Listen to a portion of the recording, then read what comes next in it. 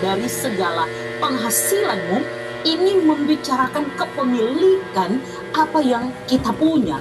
Tetapi harus diingat bahwa segala sesuatu yang kita punya, segala sesuatu yang kita miliki, itu adalah pemberian Tuhan. Dalam hikmat kita dapat menyadari bahwa apapun yang kita punya, semua hal yang kita terima, sekali lagi itu adalah pemberian Allah. Allah adalah sumber segala berkat. Sehingga harta kita, penghasilan kita, semua adalah pemberian dari Tuhan Allah. Maka kesadaran untuk memuliakan Tuhan dengan harta kita harus diingat bahwa apa yang kita punya harus didapatkan dengan cara yang berkenan. Ya, yang tong punya, torang pe penghasilan, torang pe buah dari usaha yang dilakukan harus didapatkan dengan cara yang berkenan kepada Tuhan. Karena kita ini sudah diberikan hikmat oleh Tuhan untuk dapat mengupayakan yang terbaik dari pekerjaan, dari usaha kita. Maka yang kita terima di dalam takut akan Tuhan itu, kita kelola dengan bertanggung jawab, kita pakai dengan bertanggung jawab, kita pakai semuanya untuk memuliakan nama Tuhan.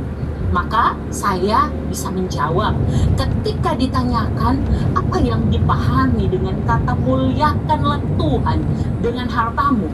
Maka apa yang kita punya, kepemilikan kita, apapun itu, termasuk kehidupan kita ini, harus dipakai untuk memuliakan nama Tuhan. Karena segala sesuatu adalah dari Dia, oleh Dia, dan untuk Dia. Maka apa yang kita punya, itu dapat kita persembahkan, ya, dari kata sembah, untuk sebagai wujud kita untuk memuliakan nama Tuhan, untuk dapat menjadi puji-pujian kita yang berkenan kepada Tuhan. Bapak Ibu Saudara, di sini diikuti dengan ayat 10, sebuah janji yang diberikan ketika kita percaya kepadanya, ketika kita mengakui Dia dalam segala laku kita, ketika kita dalam ayat 7 tidak menganggap diri kita bijak, mampu dengan apa yang kita punya, tetapi kita yang takut akan Tuhan, kita yang menjauhi apa yang jahat yang tidak berkenan kepada Tuhan. Ketika kita tahu untuk memuliakan Tuhan dengan semua yang kita punya, harta kita, penghasilan kita, kepemilikan kita, maka berkat-berkat Tuhan itu akan ditambahkan dalam hidup kita, ya. Mungkin itu yang dapat kami bagikan untuk pertanyaan yang pertama ini. Oke, Bapak Ibu Saudara, kita akan masuk pada pertanyaan yang kedua. Dalam pertanyaan kedua di buku NTBJ dapat kita baca bahwa di sini ini sudah tidak teks lagi, tetapi ditanyakan begini: mengapa penting mengajarkan kepada warga gereja supaya mampu mempersembahkan yang terbaik bagi kemuliaan nama Tuhan Allah? Nah, Bapak Ibu Saudara, gereja hadir di tengah dunia. Gereja ketika ada di tengah dunia, maka harus disadari orang-orang yang ada di dalam gereja yang kemudian disebut gereja itu sendiri, atau orang kan sebagai gereja yang dipanggil keluar dari kegelapan menuju pada terang Kristus. Kita hidup di tengah dunia ini dan kita bergereja, ada organisasinya, ada jemaatnya, ya. Tentu kita harus melihat bahwa di dalam gereja kita tidak punya sumber dana pasti, mungkin di beberapa gereja ada, tapi pengharapan kita punya dana pengharapan di dalam iman bahwa persekutuan itu kemudian akan menghadirkan orang-orang yang tahu untuk, di sini ditanyakan, mempersembahkan yang terbaik bagi kemuliaan nama Tuhan. Tetapi Bapak Ibu Saudara, saya ingatkan bahwa mempersembahkan yang terbaik kepada Tuhan, yang terutama adalah bicara kehidupan kita. Sehingga ini akan sinkron dengan bacaan kita di minggu lalu, Roma pasal 12. Ketika kita mempersembahkan tubuh kita sebagai persembahan yang kudus karena Dia kudus dan seterusnya, sekali lagi itulah ibadahmu yang sejati. Ibadah kita yang sejati adalah saat kita tahu mempersembahkan seutuhnya kehidupan kehidupan kita bagi kemuliaan nama Tuhan. Mengapa penting mengajarkan hal ini? Agar kita warga gereja itu sendiri yang hidup di tengah-tengah dunia ini dapat terus menyadari semua orang punya cuma Tuhan dah kasih.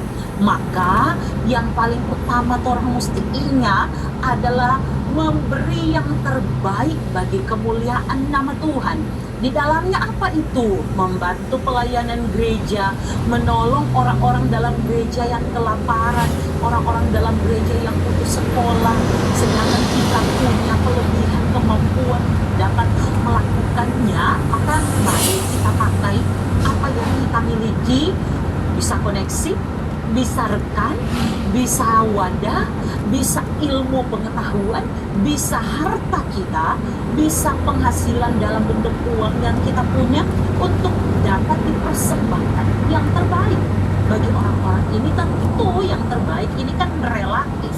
Baiknya bagaimana?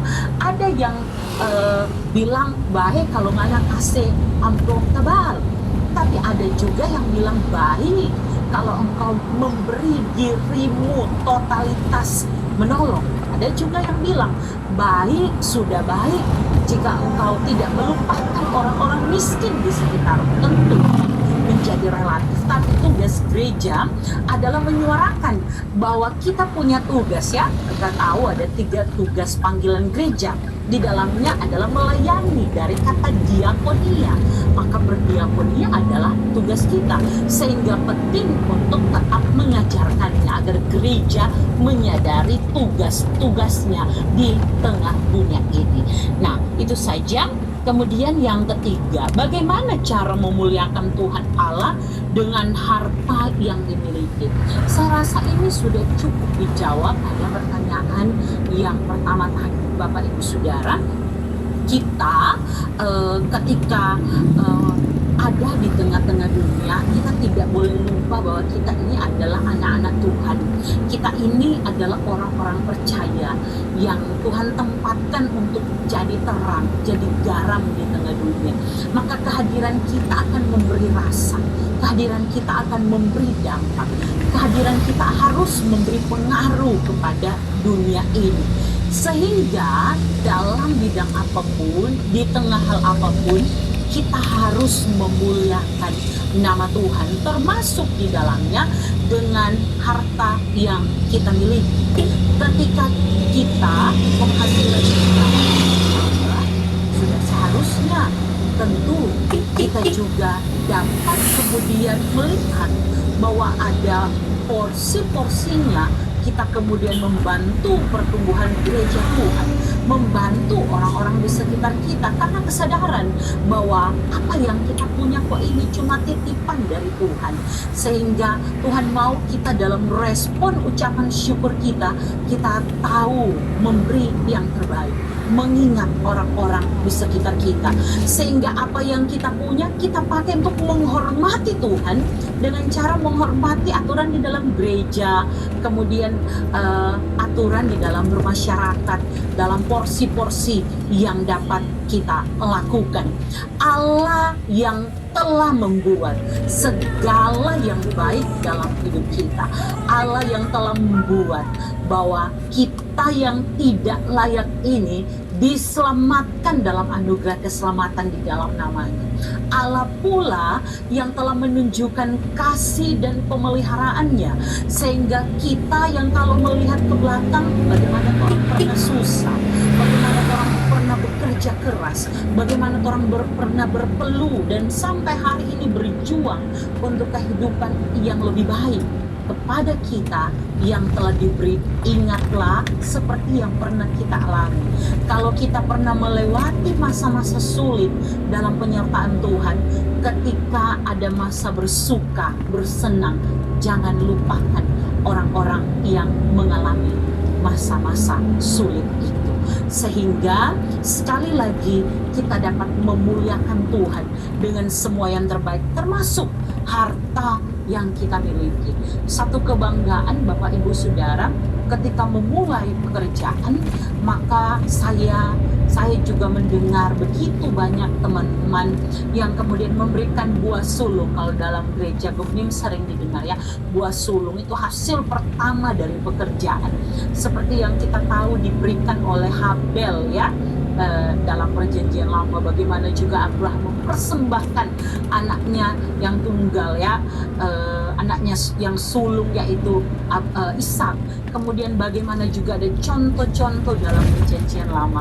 Tentu kita begitu terbatas untuk dapat melakukan semua itu, tetapi sekali lagi hal yang baik yang bisa kita buat, lakukan dengan sukacita. Bapak Ibu Saudara yang dikasihi dan diberkati oleh Tuhan, hari-hari ini saya mendengar banyak video yang seakan-akan itu memaksa mengenai pemberian persembahan.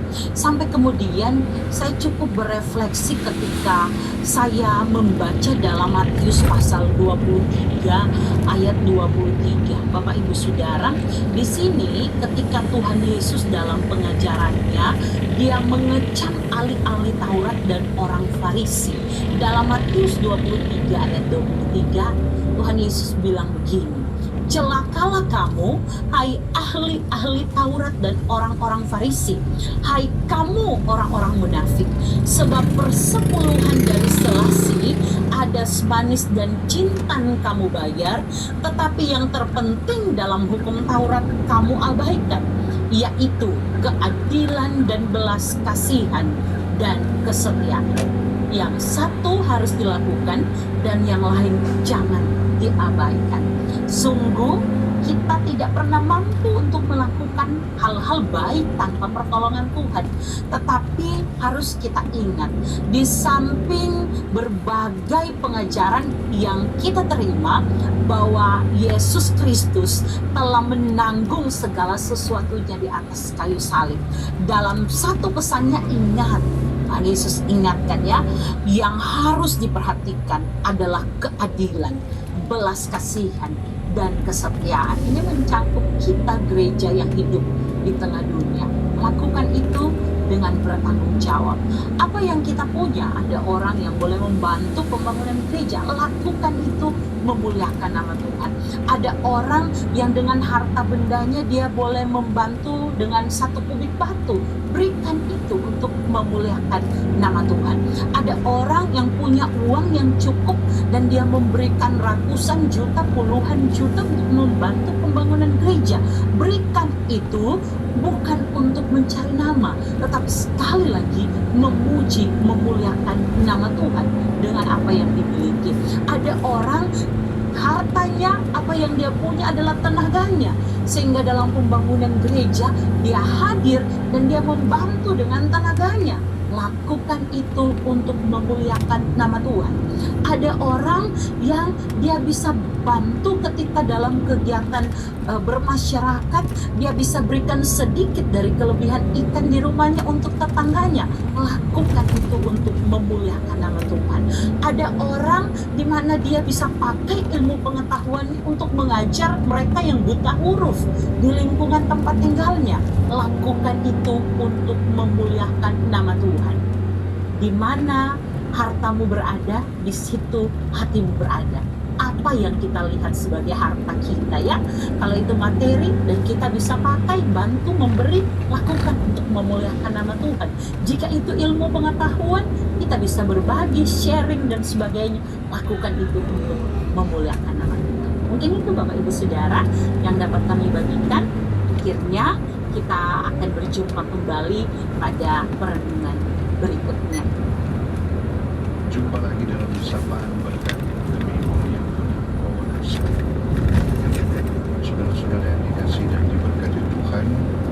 Pada kesempatan ini kita akan membaca dan merenungkan firman Tuhan dalam kitab Amsal pasal 3 10 ayat atau ayat 1 sampai 10. Namun sebelumnya mari kita berdoa. Kami bersyukur dan berterima kasih kepadamu ya Bapa di surga untuk nafas kehidupan, untuk kesehatan, kekuatan yang masih Engkau karuniakan bagi kami semua. Semua ini karena Tuhan.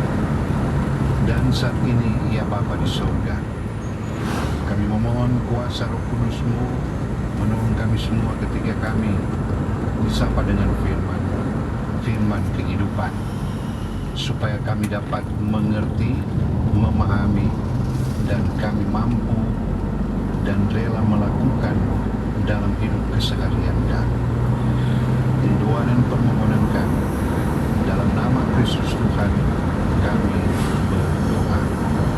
Amin. Bacaan firman Tuhan dalam kitab Amsal pasal 3 ayat 1 sampai 10. Berkat dari hikmat. Hai anakku, janganlah engkau melupakan ajaranku dan biarlah hatimu memelihara perintahku. Karena panjang umur dan lanjut usia serta sejahtera akan ditambahkannya kepadamu. Janganlah kiranya kasih dan setia meninggalkan engkau. Kalungkanlah itu pada lehermu, tuliskanlah itu pada loh hatimu, maka engkau akan mendapat kasih dan penghargaan dalam pandangan Allah serta manusia. Percayalah kepada Tuhan dengan segenap hati dan janganlah bersandar kepada pengertianmu sendiri. Dalam segala lakumu maka ia akan meluruskan jalanmu. Janganlah engkau menganggap dirimu sendiri bijak. Takutlah akan Tuhan dan jauhilah kejahatan. Itulah yang akan menyembuhkan tubuhmu dan menyegarkan tulang-tulangmu. Muliakanlah Tuhan dengan hartamu dan dengan hasil pertama dari segala penghasilan, maka lumbung-lumbungmu akan diisi penuh sampai melimpah dan bejana pemerahanmu akan meluap dengan air buah anggurnya.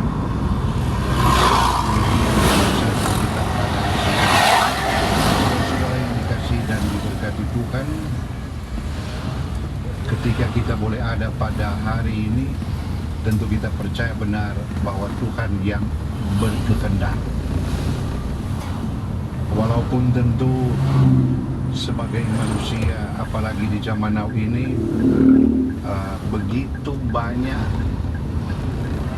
nasihat-nasihat, pengajaran-pengajaran, wejangan dan seterusnya untuk kesehatan kita dengan pola hidup sehat, makan, minum, istirahat dan lain sebagainya.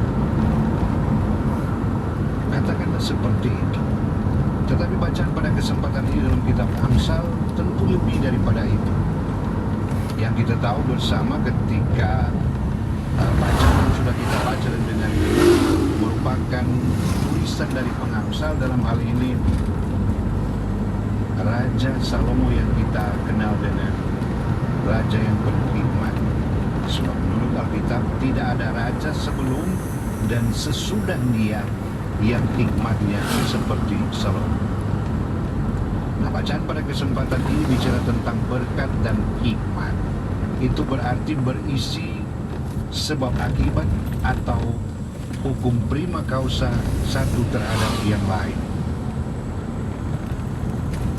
Secara khusus dalam ayat yang pertama bicara tentang sapaan anak dari pengamsal, itu bukan hanya anak dalam soal usia, tetapi lebih daripada itu, sapaan pengamsal terhadap kita, anakku, juga dalam bacaan pada kesempatan ini, itu mau menunjuk bahwa kita adalah anak-anak dalam hikmat Tuhan menurut Salomo. Dan dua hal yang ia sampaikan khusus membuka ayat-ayat selanjutnya. Apa itu? Ajaran dan perintah. Ajaran dalam bahasa Ibrani Torah, dan untuk perintah dalam bahasa Ibrani Misbah. Jadi kitab Torah itu kitab pengajaran, ajaran, dan perintah Misbah dalam bahasa Ibrani. Ketika dipelihara perintah, ajaran dipelihara, ada akibat yang akan dialami. Yang semua itu, akibat ini pasti diinginkan oleh setiap manusia yang hidup di kolong langit ini. Panjang umur atau lanjut usia. sejahtera akan ditambahkannya kepadamu. Banyak orang yang berumur panjang atau lanjut usia, tapi belum tentu dia sejahtera. Ada orang yang sejahtera, bahkan dalam usia muda sudah mapan hidupnya, tetapi tidak berumur panjang. Mana yang orang mau pilih? Selanjutnya dalam ayat 3, kiranya kasih dan setia tidak meninggalkan engkau. Janganlah kiranya dua hal itu, kasih dan setia, meninggalkan engkau. Kalau kita bicara tentang kasih dan setia, dua kata yang berbeda tetapi selalu dipadankan, disandingkan. Bicara tentang kasih dan setia, Allah menyelamatkan umat manusia lewat pengorbanan Kristus, Tuhan Yesus sebagai juru selamat, melalui kasih dan kesetiaan. Allah tidak mungkin berkarya dan bertindak tanpa kasih dan kesetiaan. Tetapi sebaliknya, kita sebagai manusia dapat saja kehilangan kasih dan kesetiaan. Ketika kita bergumul dengan pencobaan dan pergumulan dengan perkara masalah-masalah kehidupan, dapat saja kita kehilangan kasih, atau paling tidak yang sering kali kita dengar, kasihnya semakin membeku, mendingin dan membeku. Apalagi bicara tentang kesetiaan. Allah tidak mungkin bertindak dan berkarya tanpa kasih dan kesetiaan. Tetapi sebaliknya, kita sebagai manusia dapat saja kehilangan kasih dan kesetiaan karena berbagai cobaan dan pergumulan hidup. Selanjutnya, ketika kasih dan kesetiaan itu ditulis dalam loh hati, itu berarti disimpan dalam hati seumur kehidupan kita sebagai manusia, bahkan sebagai orang percaya.